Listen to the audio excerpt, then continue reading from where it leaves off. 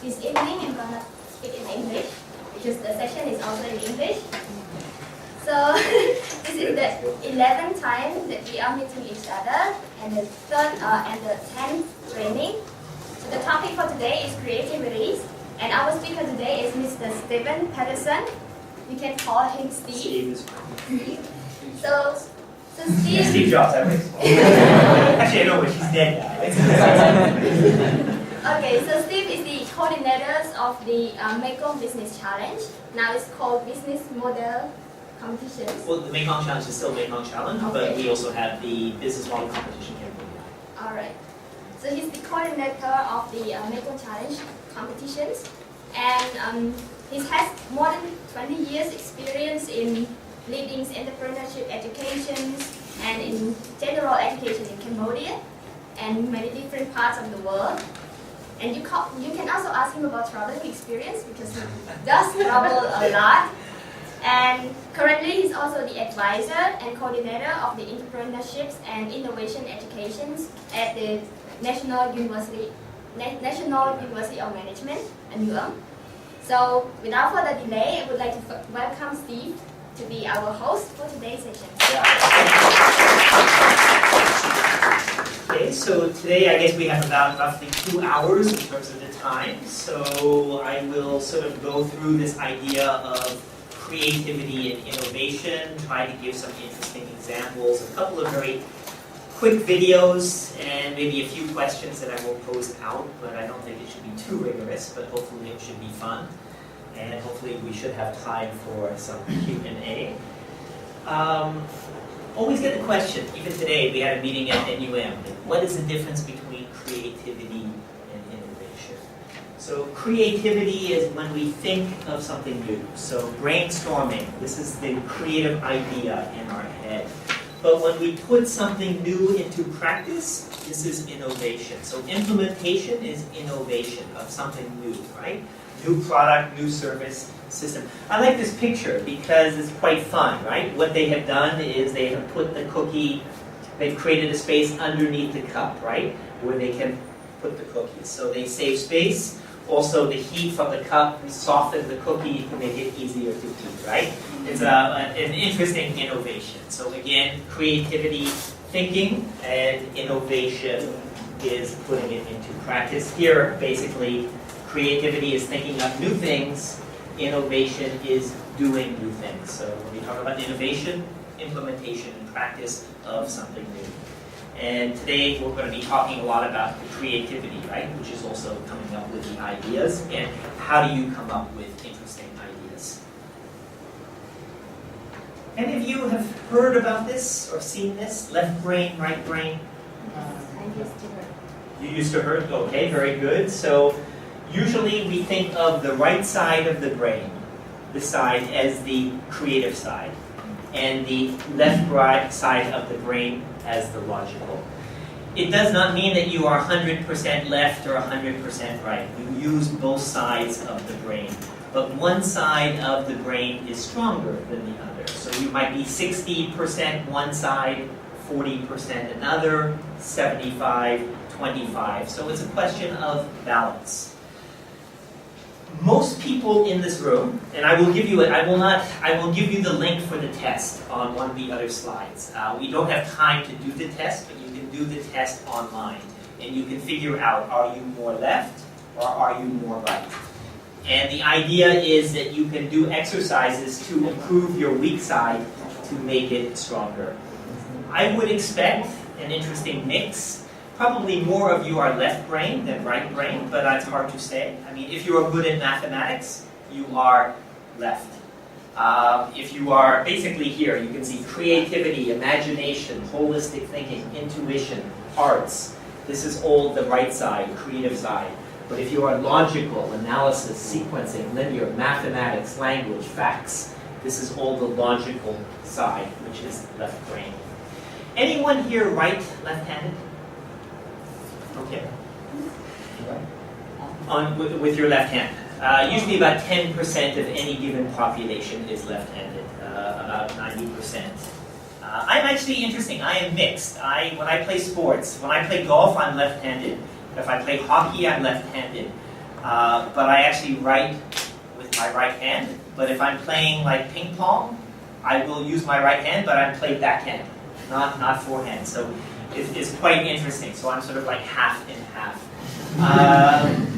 They actually say that if you are, and actually this is just a rumor, it's not really proven fact, but they say that if you are left-handed, by the way, Barack Obama is also left-handed, if you watch when he signs. They say that that is usually a sign of creativity because the right part of your brain controls the left part, right?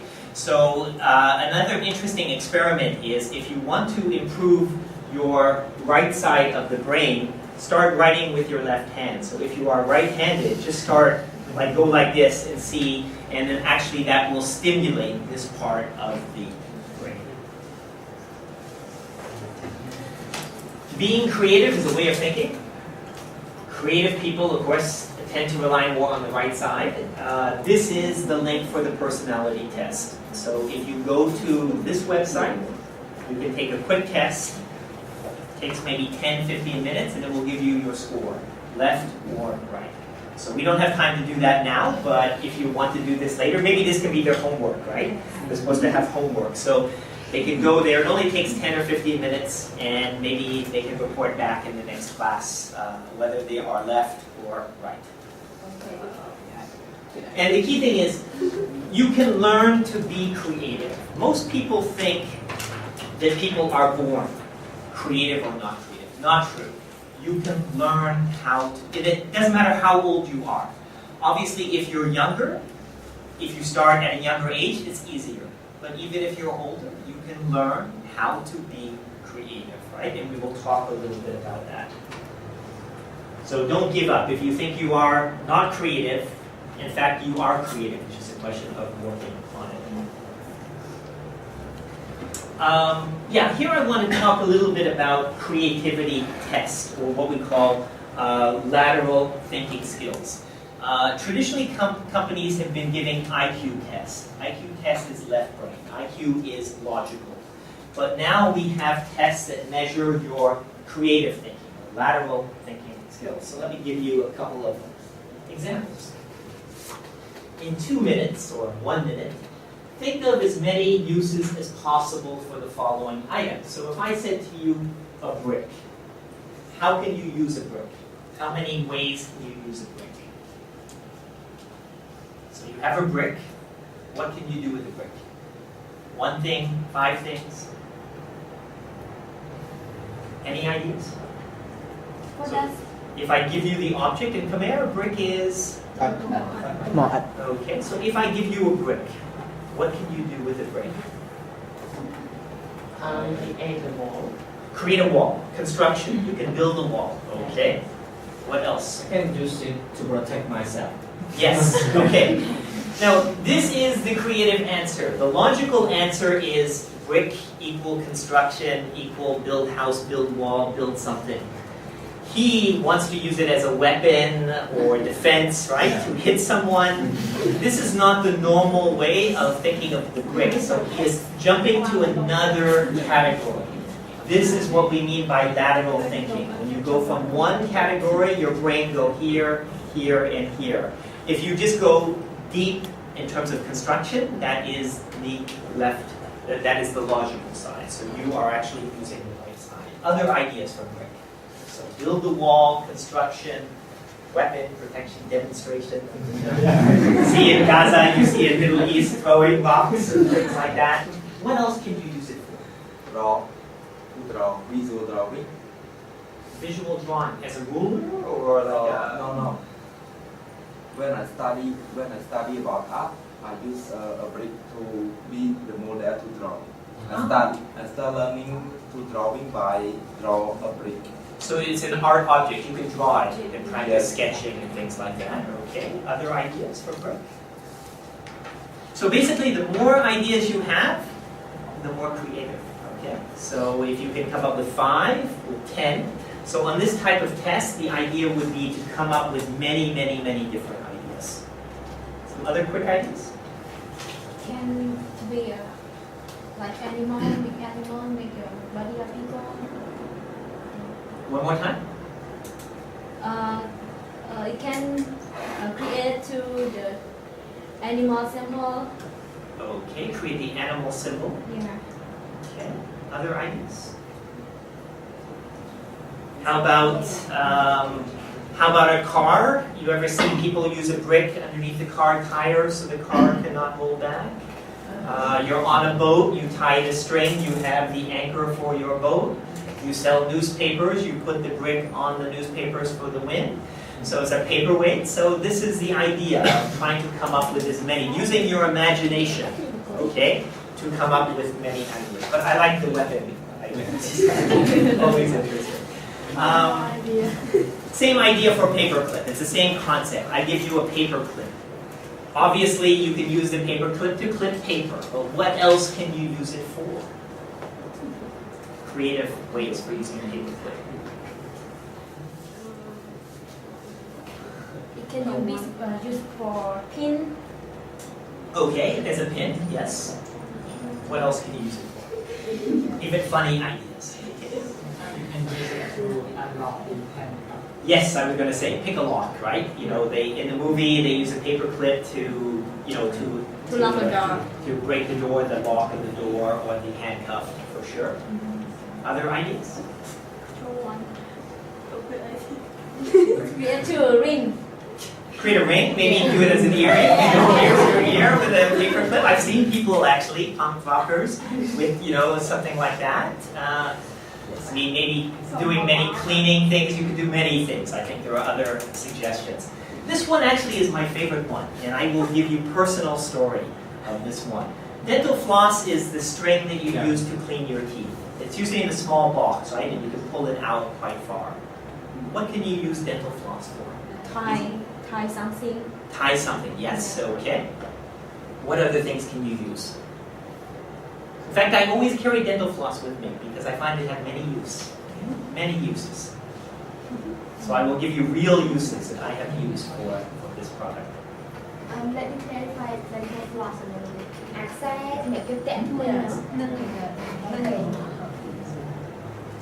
It's my favorite.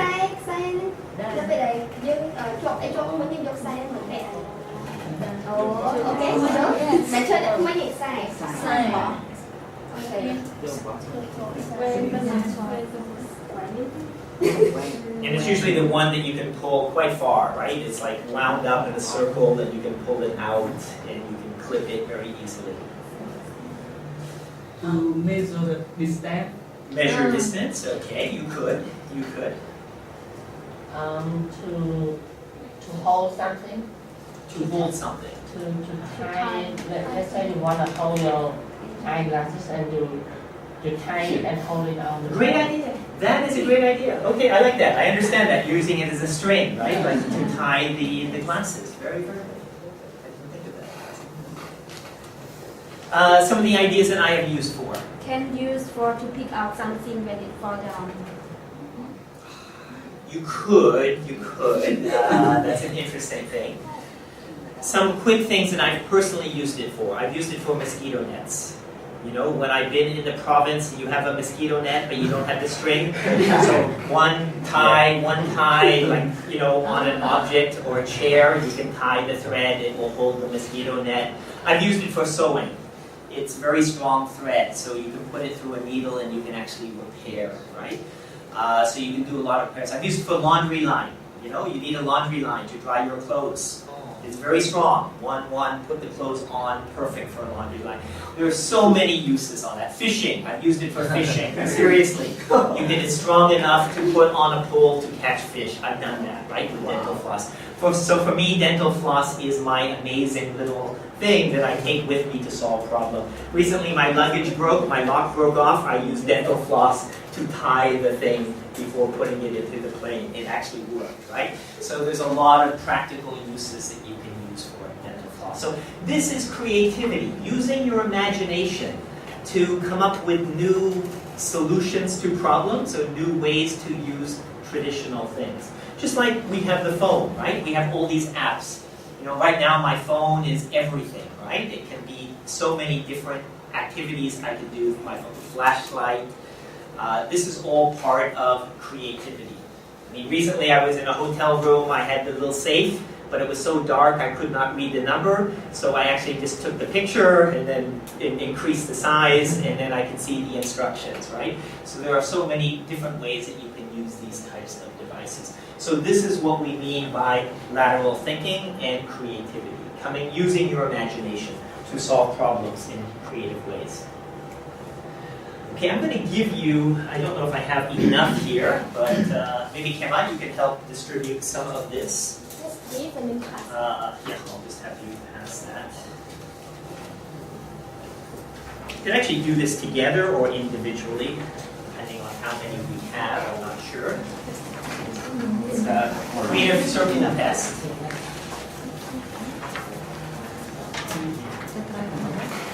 If we don't have enough, then maybe people can just work together. So it's called 30 circle. When we say go, transform each circle into something recognizable, such as a ball, planet, bicycle, wheels, etc. So in other words, you're trying to create pictures from this. So you could draw like a smiley face, right? You could draw a clock. I'll give a couple away, like a clock, you know, the hands of the clock, the smiley face. So in a couple of minutes, how many things can you draw using these 30 circles? But I hope it would not be 30 emoticons. No. The thing is, we want to see what they come up with on by themselves. That's so they can do that if they wanted to. That's. Still, we can use one circle, one feature. There's no rule. There's no rule. Use your imagination. Use your imagination. Think outside the box. So different ways. The easy one is like the smiley face with a clock. I give you the easy one first, right? You don't have to fill all the circles, just as many as possible, as many interesting ideas. There's no right or wrong answer. Oh, Kema's going to do it too. Count it as a game. No.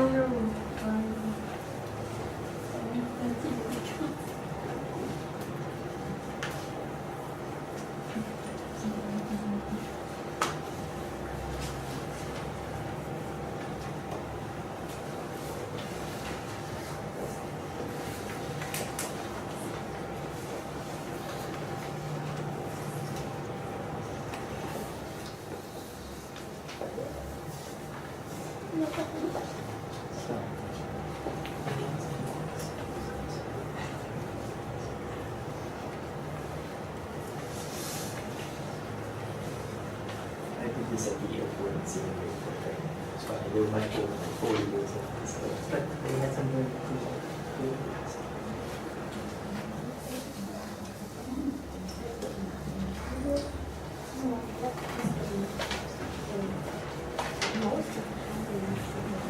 There's no limit. It's actually not really how many. I just want to see what they draw.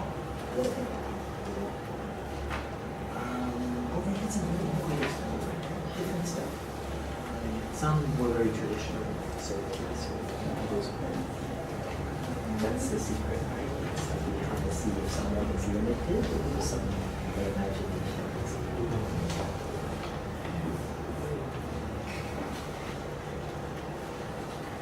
so there's really no rule. Maybe someone's asking what's the rule, but there is no rule. A couple of minutes is fine. I'll show them on my next slide some samples and stuff.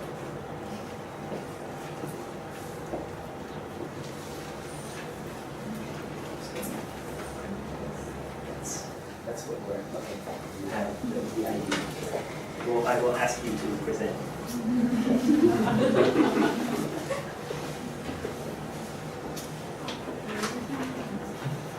No rules. Do whatever you want.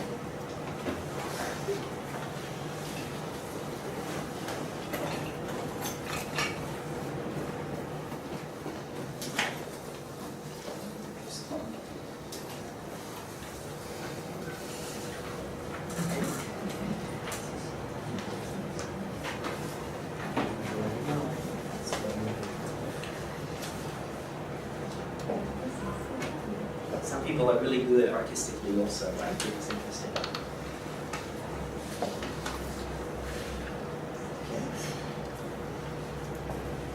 Actually, drawing is also part of the creativity aspect, right? So good art class that also seems very well.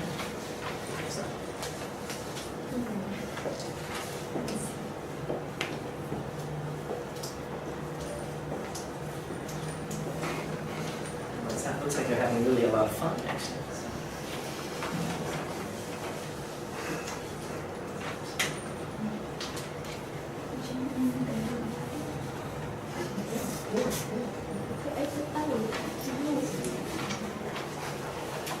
Okay, so just very fast, because we have a lot of material to cover. Someone want to share? Maybe, I think you would share a little bit what you have there? Yes, glasses. Okay, so you see, what he has done here is, most people tend to focus circle by circle.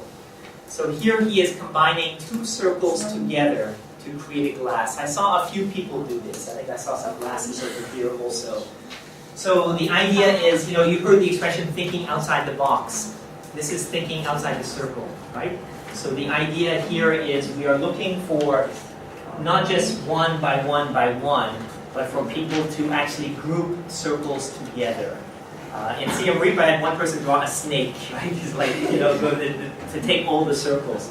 I see someone, I think, with a table, bicycles. I've seen some bicycle wheels, different things here. So again, there's no right answer or wrong answer, but it's just the idea that often we are focused, you know, in a limited way. So the creative exercise is saying that, oh, I don't have to just do circle by circle. Some people build a person, right? Like a snowman, right? Different things. So there are many sort of interesting designs. I mean, here, okay, some people are linking things. Again, some people here have some very interesting pictures. So there are, you know, different levels. Here we have the eyes, the glass, you know, together here. So again, this idea of connecting the circles and working outside the boundaries. So here again, we've done that too by creating some sort of table. And one kind of device. Ah, good, very good. But I'm impressed by your drawing skills. Your drawing skills are much better than me. So, I still draw stick people when I draw. Okay, moving forward. Quote by Thomas Friedman, one of my favorite writers, authors. Going forward, we are convinced the world increasingly will be divided between high imagination, enabling countries, which encourage and enable the imagination and extras of the people, and low imagination, enabling countries, which fail to develop their people's creative capabilities and abilities to spark new ideas, start up new industries, and nurture their own extra. So here Thomas Friedman says, imagination is very important. So for the future global economy, the same for Cambodia, to be successful in the future, companies want people with creativity. Companies want people with imagination. So to the extent some countries have an education system that promote imagination and creativity. Other countries have an education system, unfortunately, that does not foster and promote imagination and creativity, right? So the future of education, and Cambodians' education, will be emphasizing imagination and creativity, which is presumably the purpose of your program here, right, you guys? You are to, you know, to develop your imagination and creative thinking skills and leadership skills. But it's not just for you. We have to find a way to do that for most people in Cambodia and in other countries around the world. Steve, question. Yeah. Which country have kind of creative education? Okay, I will go into that. I think it's not just, well, the U.S., Thomas Friedman, he would say the U.S. is very much about creativity and innovation. Finland is very good on innovation and creativity. Some of the Scandinavian countries. Recently, your Minister of Education, Dr. Narong, visited Sweden, and he's reading a lot about Finland and their education system. So hopefully, I have great hope that a lot of these ideas will come in step by step into the Cambodian system. And also your Minister of Education is emphasizing now art and science and technology and innovation and all of these things. So I expect to see a lot of change also in Cambodia. But in terms of schools, if I go to the Google founders, Larry Page and Sergey Brin are the people who founded Google. Not just the Google guys, but also Amazon.com, the founder, Jeff Bezos. They all say Montessori. They all went to Montessori kindergarten. And when they are asked today about their success, they are billionaires, people who created Google and Amazon.com. And when they were interviewed, saying, why are you creative? Why are you so successful? Because my parents sent me to Montessori. And also Cambodia, Phnom Penh has Montessori schools. Very expensive, unfortunately. Okay? But what Montessori does is it teaches what we call experience-based learning. So at Montessori, they tell the students there are no limits, there are no boundaries. You are free to experiment, to develop your curiosity, right? So it's very much about experiencing things, not controlling kids, but letting kids free to experience and to pursue their curiosity. So obviously, Cambodia also has schools like this, but we need to have more schools like this in Cambodia also. Teamwork, interdisciplinary problem solving, exploration, play, empowerment. These are the factors in the education system that will create more creativity. So giving students problems to solve, like this, I guess, right? Not just lecture mode, but more interactive style education. 20th versus 21st century education. Last century, it was about individual achievement, doing by myself. Now it is about teamwork and collaboration, working together with others. So if you want to be successful in the new future economy, being able to work with other people is part of a team. It's very important, not just working by yourself, right? So team skills in the future are now very important. It used to be specialization. Learn one subject, learn accounting, learn management. But now it's about multidisciplinary learning. I must study some psychology, I must study some sociology, some business. Different areas, different fields of study. Last century, it was risk avoidance. I still see this in Cambodia. Risk avoidance means don't take risk, don't make mistake, right? You don't want to make mistake. Teacher asks you a question, you don't give an answer because you're afraid to give the wrong answer, right? So the old idea is, I don't want to make a mistake, I don't want to take a risk, I want to be conservative, don't want to put my hand up, let someone else do that. The new idea is trial and error, it is make mistake. Mistake is good, learn from failure, right? Try something. I might fall down, but I learn from trying something. So the new idea is really this idea of trying different things, making mistake. Mistake is good, failure is good, learn from failure. As opposed to not making mistake. You see this in the United States. Company goes bankrupt, then the same person, if you look at Donald Trump, I don't like Donald Trump, but Donald Trump has made a lot of money, lost a lot of money, made a lot of money, right? So in the US, there's this idea that you can succeed, you can fall down, but you can still come back, right? Sometimes in Cambodia, it's like, if you fall down, you cannot come back, right? It is like a certain psychology. So this is also part of the mindset, right? So failing can be good. You can learn from failure. Failure makes you stronger, right? Consuming versus creating. The old education idea is I am passive. I consume information. The professor, the lecturer talk, I listen, right?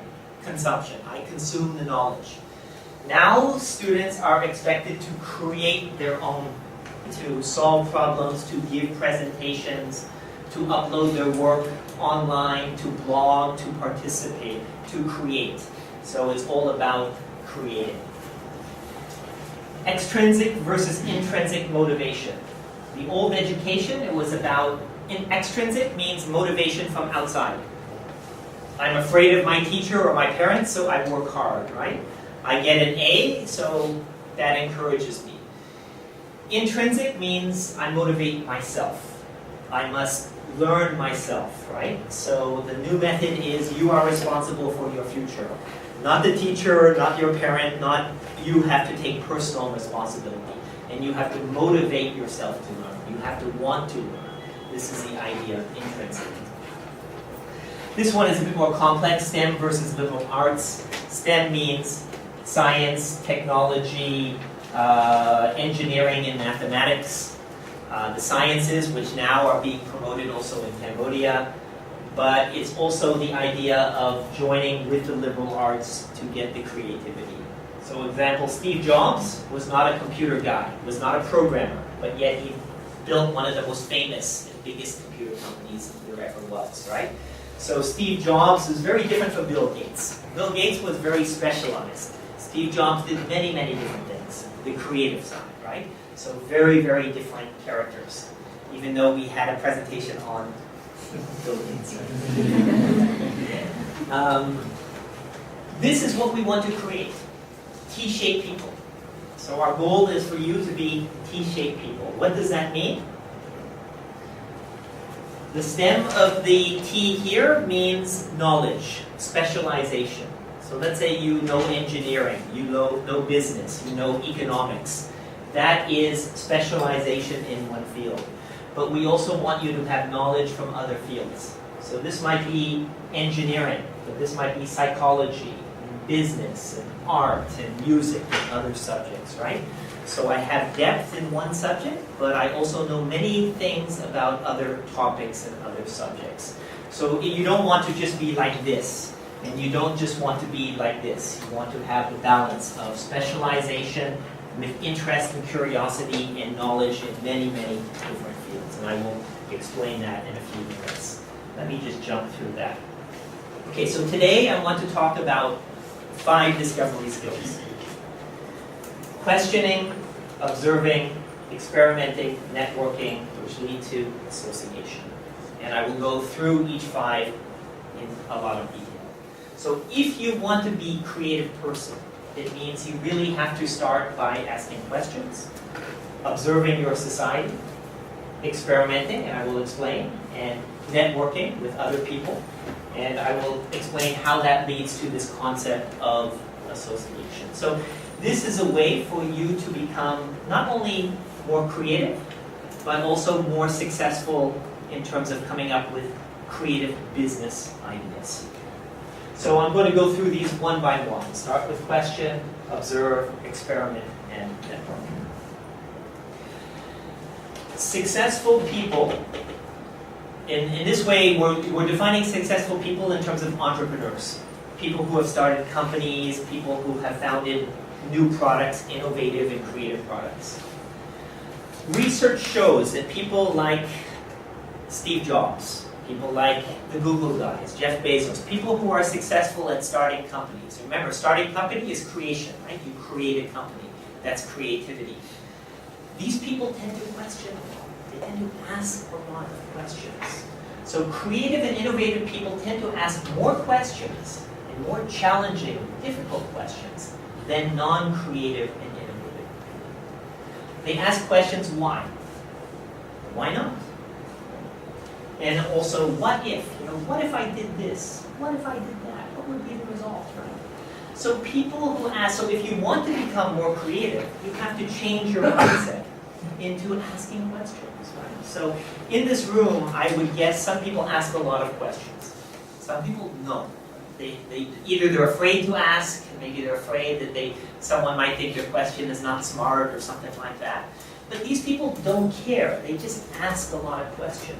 So, when you interact in your society, you should always be asking questions. If you go to how many of you been to the Japanese mall, Ion shopping mall?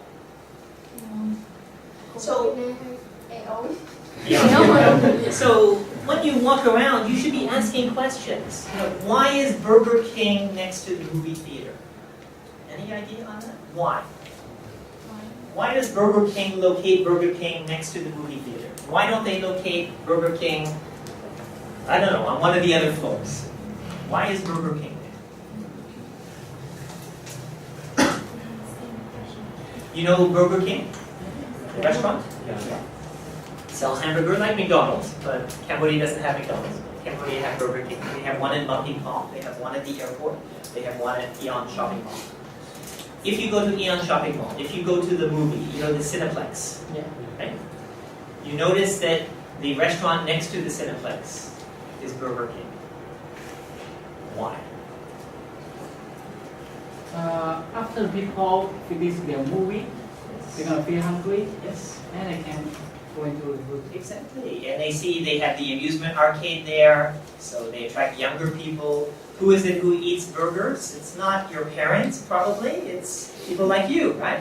So they want to be in the teenage zone because that is their customer, and they're probably willing to pay more money to be close to their customer, which maybe is you. I don't know, right? But maybe is you. That would be my guess. So again, it's asking questions. So when you look at something, asking why. Why do they do it like this, right? So when I walk through Eon Shopping Mall, I ask a lot of questions. Why are there so many coffee places? So why Brown? Why Costa? Gloria Jeans? Black Canyon? More. There's many more. You know, why? You know? And because to me, it's too much competition, right? I don't think they can survive. So I'm always asking myself, why, right? Now their answer might be because my competitor is there, so I feel I have to be there, right? But you should always be asking questions, right? Your mind should be curious. Curiosity is part of creativity. If you're not curious, hard to be creative. So this is something you can practice. You might not ask questions now, right? A lot, though you're asking me questions, but you might not normally ask questions, but this is something that you can practice. Say, tomorrow I will ask so many questions. Even if you ask a question to yourself, that is still a question. Even if you are thinking, why? You don't have to speak it, right? Question can also be internal question, where you look at something and you say, why? Why is it like this, right? Why not some other way? So asking questions. Creative and successful people ask a lot of questions. Okay, this was an actual question. The person who wrote this book, I met this person in the United States, a professor, and I attended his talk in May, a couple of months ago in the United States. This is the question that he asked us in the audience. He said, what if you could design the perfect mobile music listening device? What would it look like? You know, so right now you have your iPod, you have your, I don't know, iPhone, Android phone. You listen to music from your phone with a small thing in your ear, presumably. But if you could redesign it for the perfect music solution, what would it look like? So in your dream, if you could dream of the best way to listen to music when you're outside walking down the street, would you still want the device like your phone or iPod? Or can you think of something better than that? Simpler than that?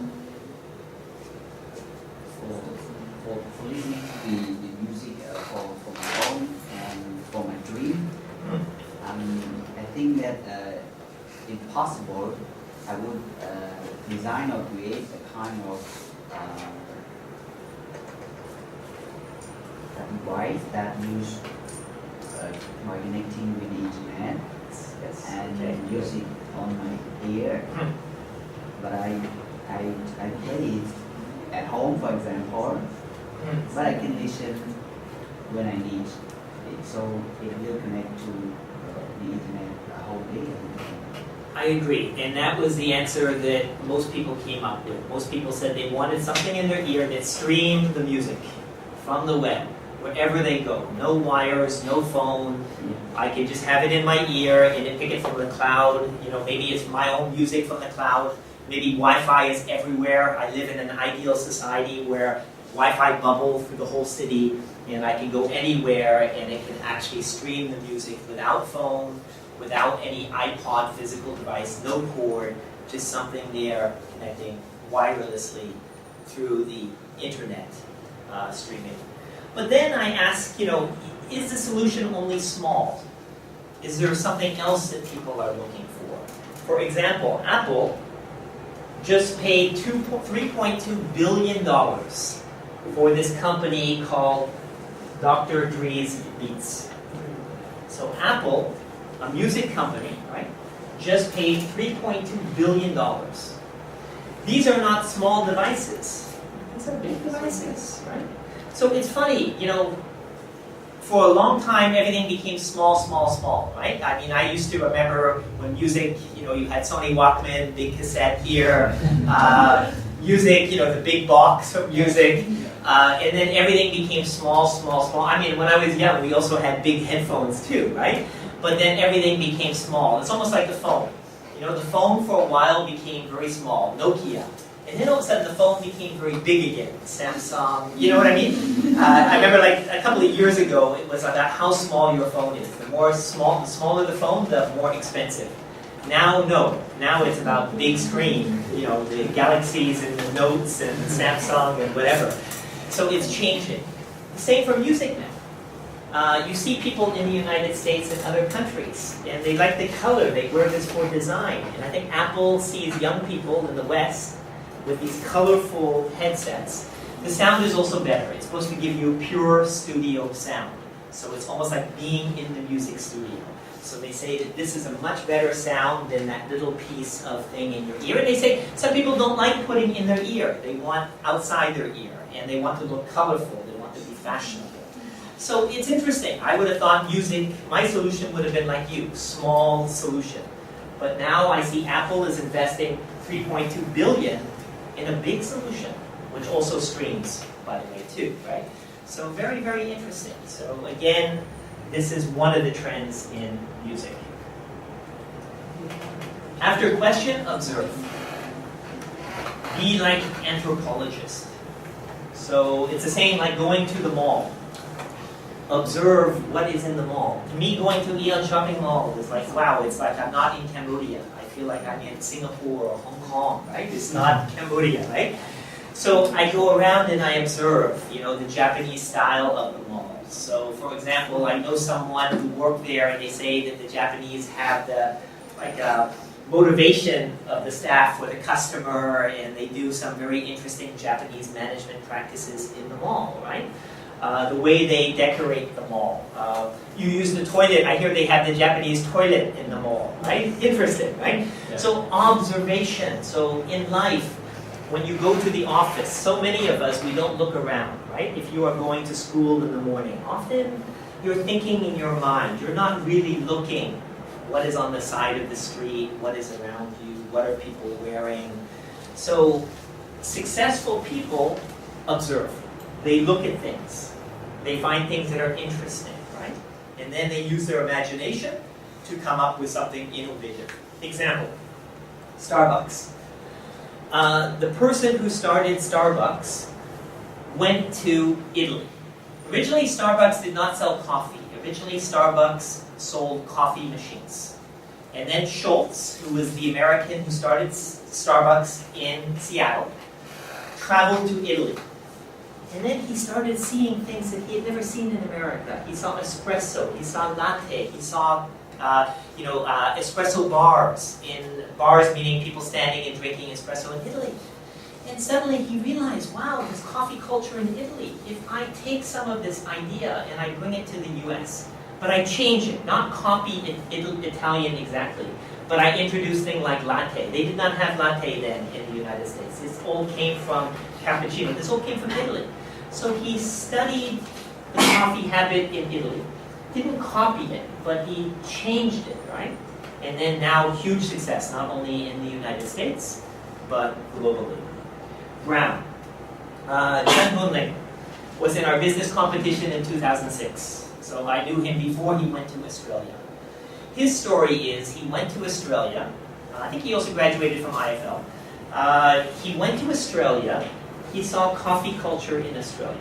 And he's thinking, hey, Cambodia should also have coffee culture. So when he came back from Australia, so he observed. He went to Australia, he looked around, he saw the coffee culture, he comes back to Cambodia, he gets together with his relatives. One is an architect, one is a baker. Diversity, right? Not all business people. One is creative architect, one does the baking, he does the business, and he come up with Brown, which is a huge success. And they target younger people like yourself, right? They have Brown IFL, they have So many of these things. And now they have restaurants, and they have tea franchise, and they have eatery and roastery, and God knows, so many ideas. Creativity, imagination. Not copy, change, right?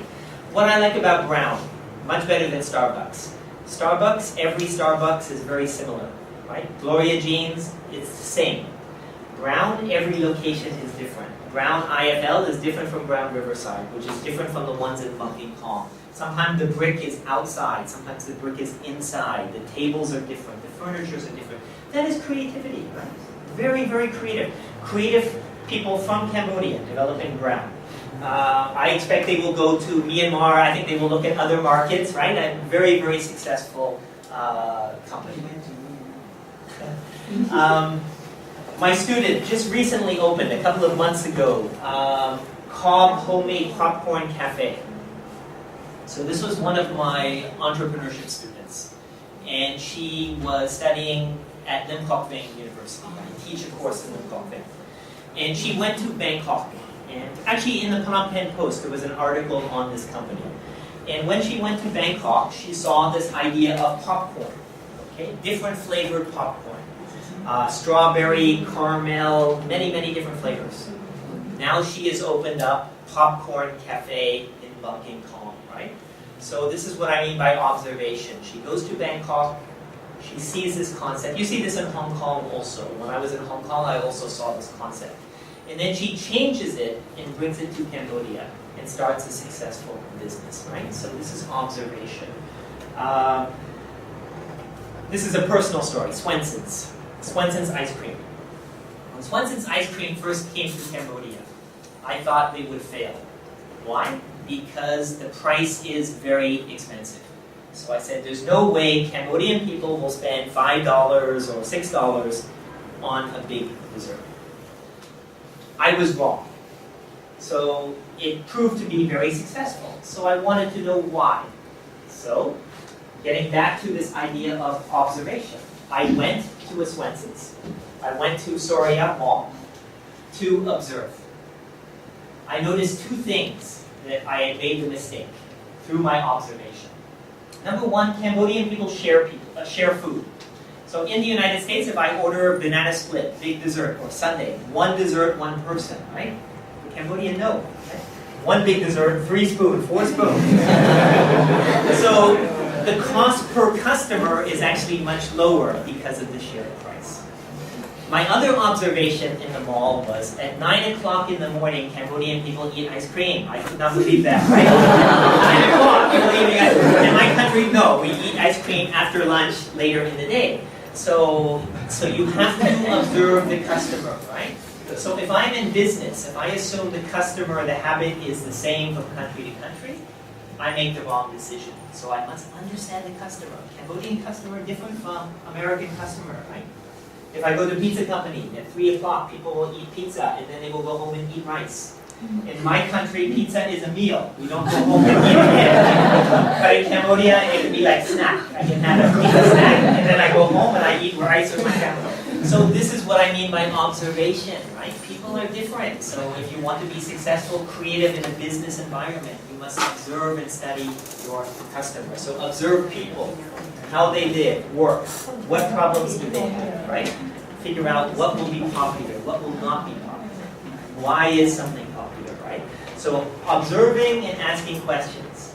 I look at things, I ask questions. When I go into a coffee shop, I usually ask, oh, where do you get your pastry from? You make yourself, you get from Blue Pumpkin, where do you get, right?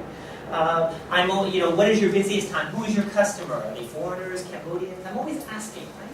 And most of the times when you ask, people give you answers, right? They do, right? So in other words, you learn a lot by asking questions. So asking and looking, observing, looking for the evidence of what is happening. Number 3, networking. Importance of meeting people, right? Not just quantity, but diversity, quality. Meaning, I don't want to have only accounting friends. If I have 200 or 500 accounting friends, that's not creative. But if I have friends who are in physics, and in science, and in engineering, and poets, and writer, and the more diverse your friends, the more interesting ideas that you will obtain, right? So the idea is not just quantity, but also quality and diversity of network, and knowing connectors. Connectors are people who know a lot of people.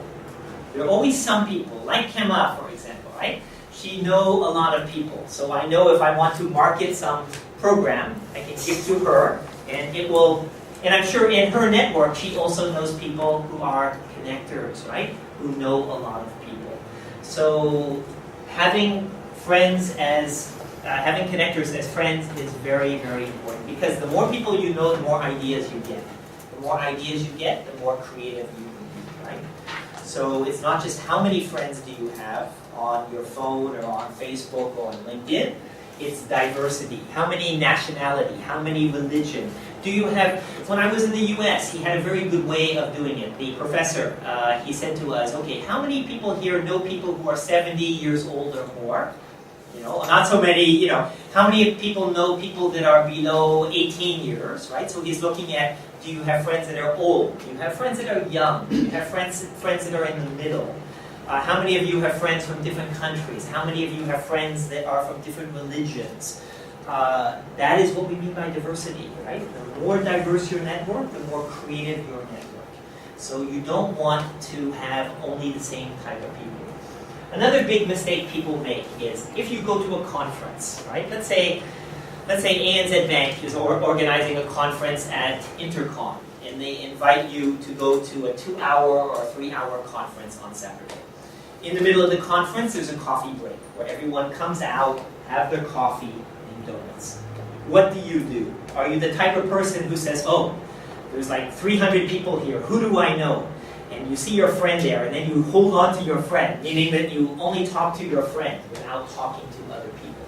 Or are you the type of person who says, oh, who is interesting here? Who do I want to meet, right? So some people have a strategy when they go to a meeting. They say, oh, I want to meet the guest speaker. I want to meet the people on the panel. So they strategically put themselves, you know, to ask a question or to interact or to get the name card, right? So I always try to make it like a game. I always try to encourage my students, okay, go to a conference. How many people can you meet? How many name cards can you bring me back, right? Not speak to one person, try to connect with many, many people. So basically, the bigger your network, the more diverse your network, the more ideas, the more creative you can be. I love this book. I'm actually just reading this book now. Never eat alone. The idea is, even at mealtime, you should be meeting people. So if you eat by yourself, you are losing the opportunity to meet someone new. So this person actually says, for each lunch during the working week, he tries to schedule different people, not just people like him, but he wants to have lunch with people outside his field. So let's say I'm doing business, I have lunch with an author. I have lunch with someone who's doing literature, art. Very different from my field, right? This is the idea of the networking example. And can I add something? Sure. And I purposefully choose all of you with diverse skill, and I hope you get to know each other more and you network inside this one as well. Because there's some people from art background, some people from management, some people from engineering. So it's all types of skills here. Watch out each other. Excellent. No, that's the whole point. That's exactly the point. Experimenting. Trying something new, right? In terms of education, when I was at university, when I was in graduate school, we were allowed to walk into any class. We did not have to do these, so we had the exams and the classes we had to take. But we also had freedom, that once we paid our money to the university, if I wanted to take literature, if I wanted to take art, if I wanted to take philosophy, any subject, I could walk in, tell the teacher that I'm there to observe, we call audit the class. He would put my name down, but I could participate, but I would not have to take the exam and no formal school. I did that. I said, oh, I'm interested in Russian literature, so I took a course on Russian literature, and I learned about Dostoevsky and Tolstoy and all of these great Russian. I love that, right? It was not my major, but I was interested. I was interested in anthropology. So I studied with this anthropologist in his class who lived in Africa, and he lived with a tribal area, right? And he told all these really neat stories. about what it was like to live in the village in Africa, and I thought that was amazing, right? Archaeologist, 60 minutes, not 60 seconds, right? Okay. Minutes. Okay. And archaeologists, you know, people who study the history of man. I took a course on archaeology. Fascinating, right? So you want to take subjects in different fields. That is where you get the creative insight. Don't just study accounting. If you like accounting, that's good. But also learn about other subjects. This is your opportunity, right? So taking courses like this also hopefully is different from what you are actually majoring in. You know, try different food. I have a lot of Cambodian students who hate Indian food, right? My God, they will not go near Indian restaurants. So I should say I forced them, but I did, right? You must go, you must try. So you have to try different things. You cannot just have the mindset, oh, this I cannot eat, right? I cannot do. So even for me, when I go to like school on the way to Siem Reap, I try the spider, a ping, you know? I eat, right? I don't like, but I eat, right? I try, I gotta try this. What is this? So in other words, you should have this mentality that if you travel and meet people and experience different food, try different things, right? Don't be afraid of stuff. So this is what we mean by experiencing, experimenting. Michael Dell, taking things apart. When Michael Dell got his first computer, his parents, you know, he asked his parents, can you buy me a computer? Can you buy me a computer? This is when computers were very expensive, right? Maybe $3,000 for the desktop. Finally, his parents buy him the computer. The first thing he do, he takes it upstairs to his room and he takes it apart. And his parents go crazy. It's like, you spent $3,000 and now you disassembled it. And what he was doing was he wanted to understand not only how does it work, but what is the cost. So he looked at the price for every part of the computer. He went to the store and said, okay, if I buy the fan, if I buy the hard drive, if I buy every part, what is the cost? And he found that it's very low compared to what they sell it at. So he then had the idea to make money. If IBM is charging $3,000, but you can buy the part for $1,000, that's $2,000 profit. So he started to build his own computers in the university and sell to other students, right? And make a lot of money. So people that are that basically experiment, it's also taking things apart, trying to understand how does something work. By the way, I never took part. I don't plan to take part. But again, some people are like that. They're curious. They want to know the inside. How does something work, right? And so then they see a business opportunity from that. Conducting small experiments and tests, right? This is also part of experimenting. I might have an idea. Do I test my idea, right? I might think, okay, I want to introduce donut business into Cambodia.